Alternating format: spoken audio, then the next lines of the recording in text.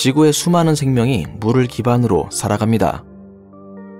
과학자들이 지구 밖에서 생명을 찾을 때 물의 존재를 가장 먼저 확인하는 이유이기도 하죠. 행성에 액체 형태의 물이 존재하려면 일단 행성이 중심별에서 적당히 떨어져 있어야 합니다. 이 적당한 지점을 가리켜 생명체 거주 가능 영역 또는 골디락스 존이라고 하는데요. 행성이 이곳에 위치하고 있어야 적당히 따뜻한 온도를 유지할 수 있어서 액체 형태의 물을 유지할 수 있습니다.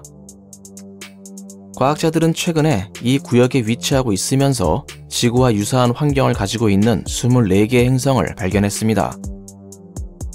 어쩌면 이 중에는 지구보다 더 살기 좋은 환경을 가지고 있는 행성이 존재할지도 모릅니다.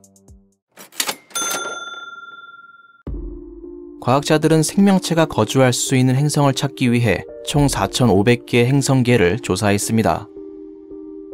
우리 태양과 비슷한 황색 외성을 중심으로 하는 행성계뿐만 아니라 이보다 더 차갑고 어두운 주황색 외성을 중심별로 하는 행성계의 조사도 진행했죠.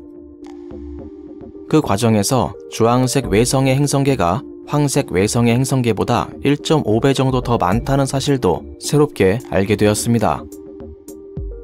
과학자들은 예전부터 행성계의 수명과 생명의 진화가 밀접하게 관련되어 있을 것으로 생각해 오고 있는데요. 한마디로 행성이 오래 유지될수록 더욱 복잡하게 진화된 생명이 탄생할 가능성이 높아진다는 말입니다. 그런 면에서 우리 태양계는 아주 좋은 조건이라고 할 수는 없습니다. 우리 태양과 같은 황색 외성의 수명은 100억 년 미만으로 추정되고 있는데요. 100억 년도 엄청나게 긴 시간이긴 하지만 지구에서 복잡한 생명이 나타나는데 대략 35억 년이 걸렸다고 생각해보면 그렇게 긴 시간이라고 말할 수는 없습니다. 반면에 주황색 외성의 수명은 약 200억 년에서 700억 년 정도로 추정되고 있습니다. 이렇게 긴 시간 동안 유지될 수 있는 행성계라면 생명이 탄생하고 진화하는데 훨씬 더 유리하다고 할 수 있죠. 지구의 나이가 약 45억 년 정도니까 이보다 오래된 약 50억 년에서 80억 년 사이의 행성을 찾아보면 생명이 존재할 수 있는 행성이 발견될 가능성도 더 높아질 겁니다. 또한 행성의 크기와 질량도 생명에게 아주 중요한 요소라고 할 수 있습니다. 행성이 크면 그만큼 더 많은 장소에서 생명이 탄생하거나 진화할 수 있고, 질량이 크면 내부의 열을 더 오래 유지하여 자기장을 오랫동안 유지하는 데 도움이 될 수 있습니다. 또 무거운 행성은 더 오랫동안 대기를 안정적으로 유지할 수 있는 중력도 갖추고 있을 겁니다. 그리고 지구보다 약 5도 정도 더 따뜻한 세계는 많은 열대 지역을 형성해 다양한 생명을 탄생시킬 수 있고, 대륙이 여러 조각으로 나누어져 있다면 바다를 만나게 될 확률이 높아져 진화를 촉진시킬 수도 있습니다. 추가로 바다의 깊이가 너무 깊지만 않다면 바다에도 더욱 다양한 생명들이 탄생할 수 있을 겁니다. 그런데 과학자들은 아쉽게도 이러한 조건을 모두 만족하는 행성을 찾을 수는 없었습니다. 하지만 이 조건에 근접해 보이는 행성은 무려 24개나 발견되었습니다. 모두 멋진 행성들이지만 특히 과학자들의 마음을 사로잡은 2개의 행성이 있는데요. 이 행성들은 최소한 2가지 이상의 조건을 완벽하게 만족시키고 있었습니다.